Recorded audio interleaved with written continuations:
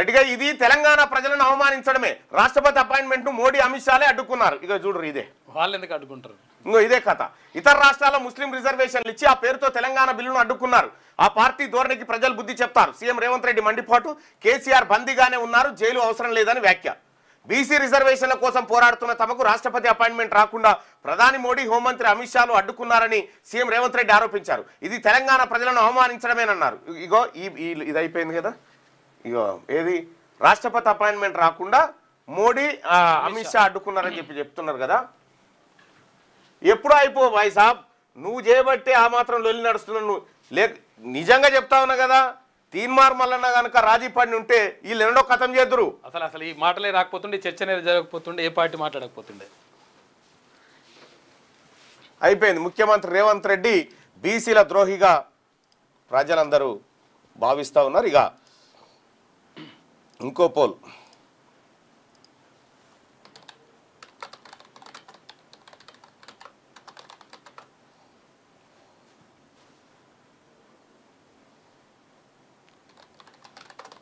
రాష్ట్రపతిని కలవకుండా అడ్డుకున్నది మోడీ, అమిత్ షా అంటున్నారు ముఖ్యమంత్రి గారు.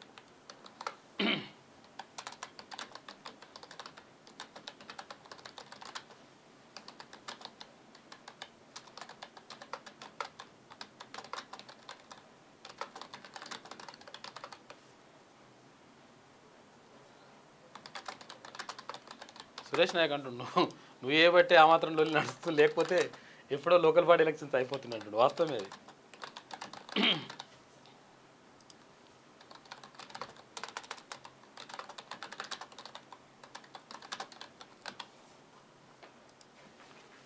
రైట్.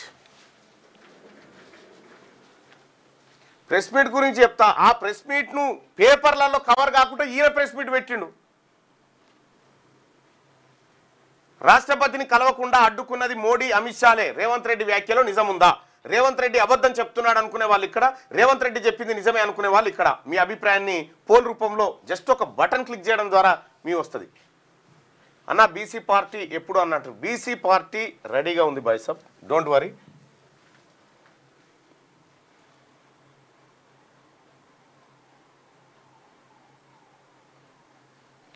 ఈ రకంగా ప్రజలందరినీ తీసుకుపోయి ఫూల్స్ చేసి తీసుకొచ్చిండు నాయకులందరినీ. ఒక ముఖ్యమంత్రి అడిగితే ప్రధానమంత్రి దేశంలో గెలవకపోవడము, ఒక ముఖ్యమంత్రి అడిగితే రాష్ట్రపతి గెలవకపోవడం ఉండదా? కాంగ్రెస్ మోసానికి దిగింది. ఇది బీసీల కాంగ్రెస్ కాదు, ఇది రెడ్డిల కాంగ్రెస్. ఇది ఆ రకంగా చూడాల్సినటువంటి అవసరం ఉంది. ఇంకో రాష్ట్రపతి అపాయింట్మెంట్ను మోడీ, అమిత్ షాలే అడ్డుకున్నారంటాడు. ఎంత డ్రామా చూడుర్రి. బీసీ రిజర్వేషన్ల కోసం పోరాడుతున్న తమకు రాష్ట్రపతి అపాయింట్మెంట్ రాకుండా ప్రధాని మోడీ, హోంమంత్రి అమిత్ షాలు అడ్డుకున్నారని సీఎం రేవంత్ రెడ్డి ఆరోపించారు. ఇది తెలంగాణ ప్రజలను అవమానించడమేనన్నారు. బీసీల 42% రిజర్వేషన్ల బిల్లుపై బుధవారం జంతర్ మంతర్లో ధర్నా చేపట్టిన ఆయన రాష్ట్రపతి అపాయింట్మెంట్ కోసం గురువారం సాయంత్రం వరకు ఎదురు చూశారు. రాకపోవడంతో సీఎం ఇక్కడి తన నివాసంలో విలేకరులతో మాట్లాడారు. ఇగో ఇది పచ్చి మోసపూరితమైన మాట. ఇది అసలు రాష్ట్రపతి గారి అపాయింట్మెంట్ ఎవరికి ఇవ్వాలనేది ఆమె రాజ్యాంగ పరంగా ఆమెనే టాపు నిర్ణయించుకుంటది, దేశాధ్యక్షురాలు. ఇది బీసీలను బీజేపీ మీదకి ఎగదోయడానికి వాడుతున్నటువంటి పదం. ఇండియా కూటమి నేతలకు రాహుల్ గాంధీ గారు రాష్ట్రపతిని కలుస్తా అంటే వద్దంటారా? అసలు రాహుల్ గాంధీ గారు ఎందుకు రాలేదా ఈ ధర్నాకి చెప్పు నాకు. రాహుల్ గాంధీ రాహుల్ గాంధీ మీరు ముందస్తు అనుకున్నదే కదా, అప్పటికప్పుడు పెట్టుకున్న ధర్నా అయితే కాదు కదా. రాహుల్ గాంధీ గారు రాకపోయే, సోనియా గాంధీ గారు రాకపోయే, ఖర్గే రాకపోయే, కేసీ వేణుగోపాల్ రాకపోయే, ప్రియాంక గాంధీ రాకపోయే. ఏమున్నది ఇంకాడా? వాళ్ళు నమ్మిరా నీ ధర్నాను? సొంత పార్టీ కదా. ఎన్నటికైనా ఈ ధర్నా ఫూల్స్ చేసే కార్యక్రమంగా బయటపడుతుందని వాళ్ళు రాలే. ఢిల్లీలో పెట్టింది, హైదరాబాద్లో కాదుగా.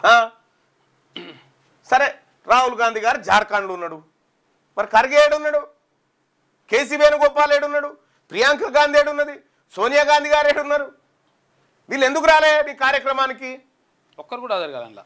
వాళ్ళకి తెలుసు నువ్వు ఫూల్స్ చేస్తున్నావు జనాన్ని అని.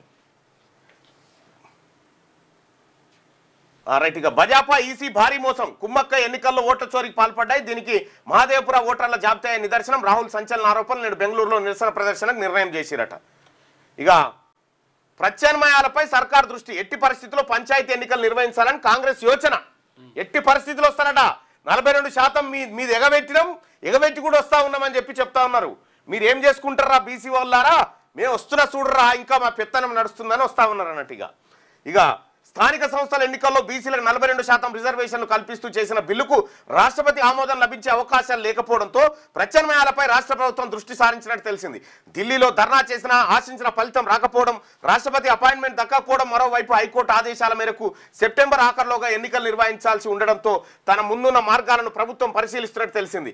ఎన్నికలు నిర్వహించకపోతే కేంద్రం నుంచి పంచాయతీలకు నిధులు ఆగిపోతాయని, ఎట్టి పరిస్థితుల్లో నిర్వహించాల్సిందేనన్న అభిప్రాయంతో ప్రభుత్వం ఉన్నట్టు తెలుస్తుంది. త్వరలో కాంగ్రెస్ పంచాయతీ నిధులు ఆగిపోతాయా?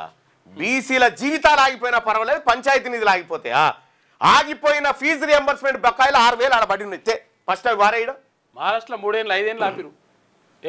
6,000 కోట్ల రూపాయలు బీసీ, ఎస్సీ, ఎస్టీ, మైనారిటీ పేద బిడ్డలకు 6,000 కోట్ల రూపాయల ఫీజు రియంబర్స్మెంట్ బకాయిలు ఆడబడినాయి. ఫస్ట్ అవి వారాయి. నువ్వు కేంద్రం నిధులు ఈ 16,000-1700 కోట్ల కోసం మాట్లాడుతున్నావు కదా, ఈ ఫస్ట్ ఇవి వారాయి.